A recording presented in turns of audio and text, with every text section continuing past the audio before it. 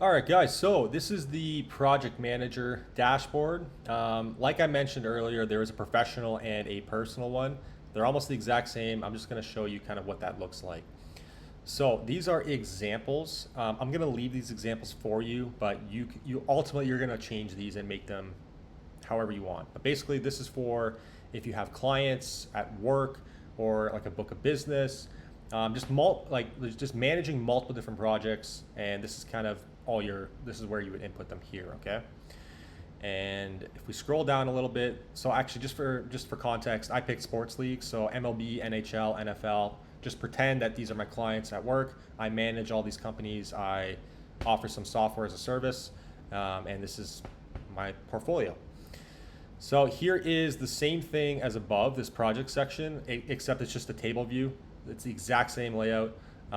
Here is where you can enter in all of the different columns. Now you can change this. Like I have like kickoff dates. I have like a Google shared folder for my clients, an onboarding tracker, kickoff deck, email thread, a tech stack, deliverables like what we're doing, and then just health. Like you can change these to whatever you want. Just click on them, and then you can simply just call it something else, change the icon, and yada yada yada. Pretty simple.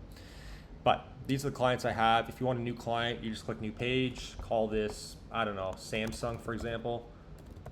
And you can see it also automatically enters it in there. And I'll make another video in the training section of how you can update icons and images and all that stuff. But for now, I'm just going to show you how this works. And then here is where you would essentially, change all the properties. Maybe they're decent. But yeah, that's pretty much the main project screen here. And then here is different tiers. So you can filter this however you like. I decide to filter by tier because companies at work, that's how I manage them. We have tier 1, 2, 3, and 4. So here is a different, just kind of a filtered version of all the different tiers, but you can change that. So if you want to filter by, I don't know, let's say status instead, you could just click this one, click it again, rename it, call it, status. So let's say this will be close, for example, and just click the filter button. And instead of tier, we're going to delete that. And we're going to add a new filter, and we're going to go by, which one is it here? Status, I believe. And then here you go, close. And then it's just going to show the close one. So that's kind of how the filter works. Click it again, you're good to go. But just for simplicity's sake, let's move on. And then here is your tasks, okay? So I'm just showing you an example. I'm going to start over and just show you live from scratch how that looks. But here's all my active tasks, okay?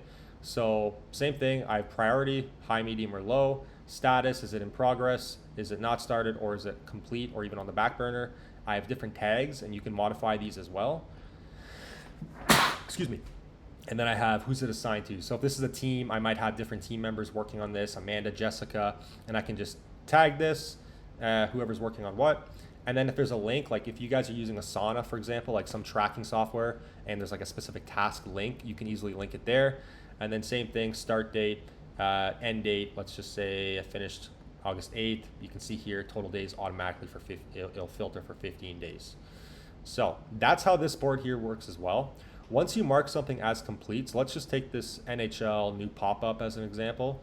Let's change the status to done. It's going to remove it from this field, and it's going to go into the complete section.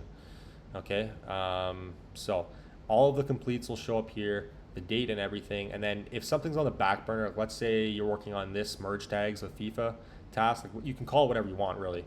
Let's say it's been a while, they're not really too focused on it anymore. You can just put that to the back burner, and it'll move it over here, just so you can still keep track, but it kind of just gets it off your immediate plate.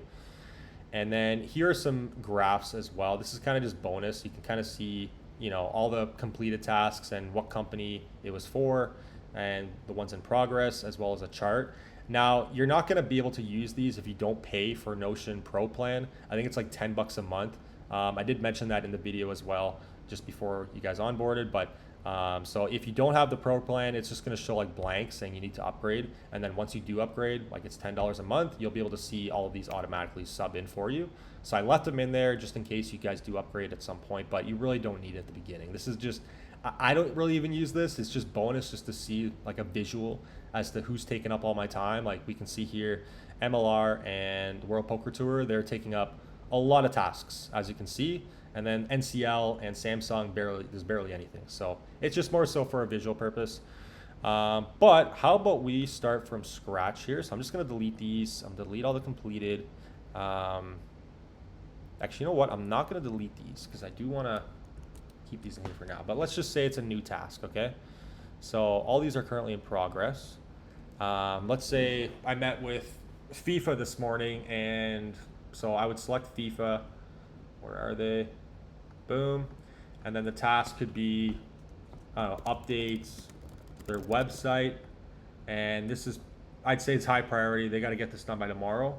And then tags, is this like a design? Is it a scoping task? What kind of task is this? It's a design task. They need some updates on their homepage assigned to me. I'm going to do this for them.